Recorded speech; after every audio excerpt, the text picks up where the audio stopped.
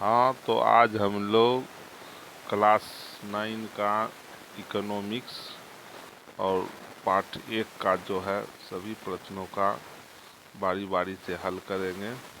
तो सबसे पहले हम लोग वैकल्पिक प्रश्नों को देखेंगे। प्रश्न संख्या 1, उत्पादन के प्रमुख साधन कितने हैं? इसका सही जवाब होगा ग। उत्पादन का अर्थ क्या होता है? तो इसका सही उत्तर होगा ख नंबर। प्रश्न संख्या 3, उत्पादन का निष्क्रिय साधन है?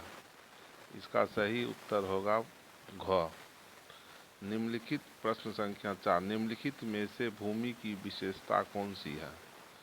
इसका सही उत्तर होगा क। प्रश्न संख्या 5, अर्थशास्त्र में भूमि का तात्पर्य है? इसका सही उत्तर होगा क। प्रश्न संख्या 6, निम्नलिखित में से कौन उत्पादक है? इसका सही उत्तर होगा क। प्रश्न संख्या 7, उत्पादन का साधन है? उत्पादन का साधन क्या है? तो इसका सही उत्तर होगा ख। प्रश्न संख्या 8, निम्नलिखित में कौन उत्पादन का साधन नहीं है? इसका सही उत्तर होगा घ। अब प्रश्न संख्या 9 की ओर चलेंगे। निम्नलिखित में से कौन पूंजी है? तो इसका सही उत्तर होगा ग। प्रश्न संख्या 10, जो व्यक्ति व्यवसाय में जोखिम का आवाहन करता है उसे क्या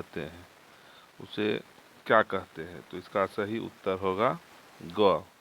प्रश्न संख्या 11, निम्नलिखित में कौन श्रम के अंतर्गत आता है? इसका सही उत्तर होगा ग। अब प्रश्न संख्या 2 में है, रिक्त स्थानों की पूर्ति करें। अब जो है इसमें खाली जगह को भरना है। पहला है, श्रम को उत्पादन का डैश साधन कहा जाता है? इसका सही उत्तर होगा दूसरा, सक्रिय। प्रश्न संख्या 2, शिक्षक के कार्य को डैश श्रम कहा जाता है? इसमें भरेंगे मानसिक। तीसरा है, डैश अर्थव्यवस्था के भौतिक अथवा पूंजीगत साधन है? इसमें भरेंगे मशीन एवं यंत्र। प्रश्न संख्या 4, सभ्यता के विकास के साथ ही मनुष्य की डैश बहुत बढ़ गई है? आवश्यकताओं। इसमें भरेंगे आवश्यकताओं। प्रश्न संख्या 5, वस्तुओं और सेवाओं का उत्पादन विभिन्न साधनों के डैश से होता है? इसमें भरेंगे सहयोग। प्रश्न संख्या 6, उत्पादन की नई तकनीक की वजह से उत्पादन क्षमता में अपेक्षाकृत डैश होती है? वृद्धि। अब प्रश्न संख्या 3, सही कथन में टिक तथा गलत कथन में क्रॉस करें।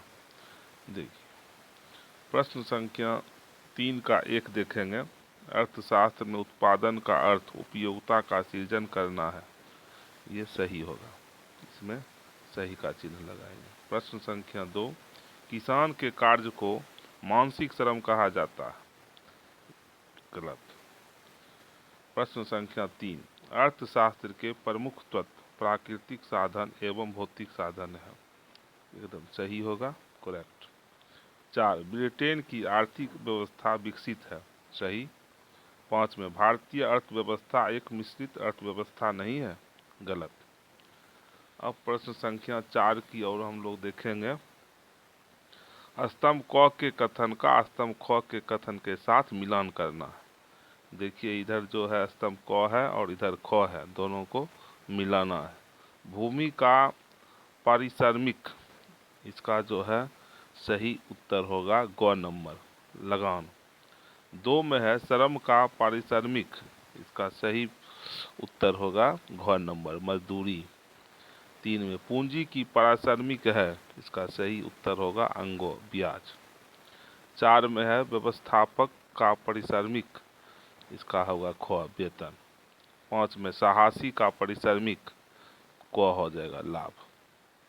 अब जो है लघु उत्तरीय प्रश्न की ओर देखेंगे। देखिए, इसमें कम से कम जो है 20 शब्दों में उत्तर देना है। उत्पादन से आप क्या समझते हैं? उत्पादन देखिए, लघु उत्तरीय प्रश्न में प्रश्न संख्या 1 है, उत्पादन से आप क्या समझते हैं? उत्पादन का अर्थ उपयोगिता का सृजन करना है। किसी भी वस्तु का हम बना करके उसको सृजन कर सकते हैं, उसका विकास कर सकते हैं। प्रश्न संख्या 2, उत्पादन तथा उपभोग में अंतर कीजिए। अब देखिए, उत्पादन और उपभोग में क्या अंतर है, दोनों को अलग अलग करना है। तो उत्पादन में उपयोगिता का सृजन होता है, लेकिन उपभोग में उत्पादित वस्तुओं का प्रत्यक्ष रूप से मानवीय आवश्यकताओं की संतुष्टि के लिए उपयोग होता है। प्रश्न संख्या 3 है, उत्पादन के विभिन्न साधन कौन कौन से हैं? अब देखिए, उत्पादन के विभिन्न साधन हैं भूमि, पूंजी, श्रम, संगठन और उद्यम या साहस। ये उत्पादन के प्रमुख स्रोत साधन है। अब प्रश्न संख्या 4 है, फतेहपुर गांव के लोगों का मुख्य पेशा क्या है? तो मुख्य पेशा जो है फतेहपुर गांव के कृषि है। प्रश्न संख्या 5, भूमि तथा पूंजी में अंतर करें। प्रकृति प्रदत्त तथा पहाड़, नदी, जंगल, सागर सभी भूमि है, पर प्रकृति प्रदत्त वस्तुओं को छोड़कर जिसमें आय प्राप्त होती है वह पूंजी है। अब जो है प्रश्न संख्या 6 देखेंगे, क्या सिंचित क्षेत्र को बढ़ाना महत्वपूर्ण है? क्यों? सिंचित क्षेत्र को बढ़ाना महत्वपूर्ण है क्योंकि भारत की कृषि मानसून पर आश्रित है, जो एक प्रकार एक जुआ का खेल है। प्रश्न संख्या 7 को देखेंगे, उत्पादन में पूंजी का क्या महत्व है? बिना पूंजी के किसी भी वस्तु या सेवाओं का उत्पादन कर पाना संभव नहीं है। जैसे बीज के बिना फसल का उत्पादन संभव नहीं है। तो हम लोग अब जो है लघु उत्तरीय प्रश्न को देख लिए हैं। अब दीर्घ उत्तरीय प्रश्न की ओर चलेंगे। का जो है कम से कम 100 शब्दों में उत्तर देना है। प्रश्न संख्या 1 है, उत्पादन की परिभाषा दीजिए। उत्पादन के कौन कौन से साधन हैं, व्याख्या करिए। देखिए, अर्थशास्त्र में उत्पादन का अर्थ उपयोगिता का सृजन करना है। जैसे जब एक बढ़ई लकड़ी को काट छांट करके उसमें टेबल या कुर्सी बनाता है, तब लकड़ी की उपयोगिता बढ़ जाती है। यही उत्पादन है। उत्पादन के साधन भूमि, प्रकृति प्रदत्त सारे मुक्त उपहार जैसे नदी, सागर, हवा, धूप, खनिज आदि से भूमि है। श्रम का मतलब मनुष्य के आर्थिक कार्य से है, चाहे वह हाथ से किया जाए या मस्तिष्क से होती है। पूंजी यह एक सक्रिय साधन है। पूंजी प्रकृति की निःशुल्क देन को छोड़कर वह सब संपत्ति जिसमें आय प्राप्त होता है पूंजी कहलाती है। जैसे किसान के लिए बीज, कारखाना में कच्चा माल, मशीन आदि। संगठन उत्पादन का सक्रिय साधन है। विभिन्न साधनों को एकत्रित कर उन्हें उत्पादन में लगाने की क्रिया, व्यवस्था यह संगठन है। साहस उत्पादन में जोखिम उठाने के कार्यों को साहस कहते हैं और जो व्यक्ति इसे करता है उसे साहसी कहते हैं, जैसे कारखानों का मालिक। तो ये हो गया। अब जो है प्रश्न संख्या 2, उत्पादन के साधनों में संगठन एवं साहसी की भूमिका का वर्णन करें। प्रश्न संख्या 2, उत्पादन के साधनों में संगठन एवं साहसी की अहम भूमिका है, क्योंकि भूमि, श्रम तथा पूंजी के होते हुए भी समुचित संगठन और साहसों के बिना उत्पादन संभव नहीं है। पहले संगठन पर विचार करें।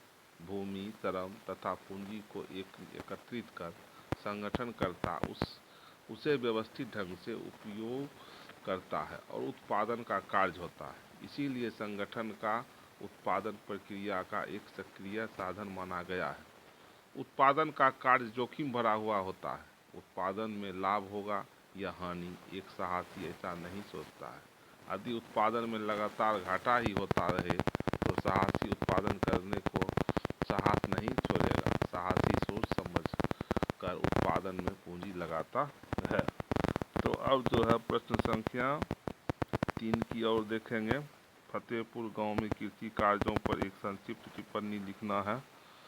तो देखिए अब प्रश्न संख्या 3 का उत्तर को हम लोग देखेंगे। फतेहपुर गांव में खेती ही मुख्य क्रिया है। अन्य कार्यों में पशुपालन, मुर्गी पालन, डेयरी, दुकानदारी आदि क्रियाएं।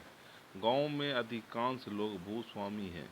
इनमें से कुछ बड़े परिवार के हैं जो कृषि कार्य, मजदूर, किसानों से बातें करवाते हैं। गांव में नलकूप भी है। नलकूपों से सिंचाई का कार्य होता है।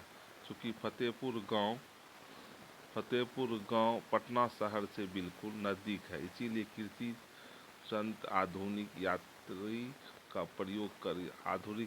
का प्रयोग कर अच्छा उत्पादन करता है। पर्याप्त मात्रा या यूँ कहे कि अपनी आवश्यकताओं से अधिक खाद्यान्नों का उत्पादन करते हैं, तभी तो वे बैलगाड़ियों और ट्रैक्टरों में अनाजों को भरकर विक्रय हेतु बाजार में ले जाते हैं, जो पाठ्य पुस्तक में अंकित चित्र से पता चलता है। अब जो है हम लोग प्रश्न संख्या 4 देखेंगे। 4 में है, मंझोले एवं बड़े किसान कृषि से कैसे पूंजी प्राप्त करते हैं, वे छोटे किसानों से कैसे भिन्न हैं? तो मंझोले एवं बड़े किसानों के पास अधिक भूमि होती है, अर्थात उनकी जोतों का आकार काफ़ी बड़ा होता है, जिससे वे उत्पादन अधिक करते हैं। उत्पादन अधिक होने से वे इसे बाजार में बेचकर काफ़ी पूंजी जमा करते हैं, जिसका प्रयोग वे उत्पादन की आधुनिक विधियों में करते हैं। इनकी पूंजी छोटे किसानों से भिन्न होती है, क्योंकि छोटे किसानों के पास भूमि कम होने के कारण उत्पादन उनके भरण पोषण के लिए भी कम पड़ता है।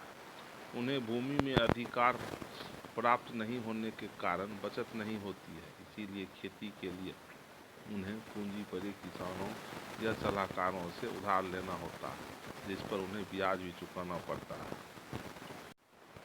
तो आज जो है, आज के लिए हम लोगों का सारे प्रश्न को हम लोग देख लिए हैं, और अब जो है इसी पर इस वीडियो को यहीं पर समाप्त करते हैं। फिर अगले वीडियो में आप लोग से पुनः मुलाकात होगी। तब तक के लिए धन्यवाद।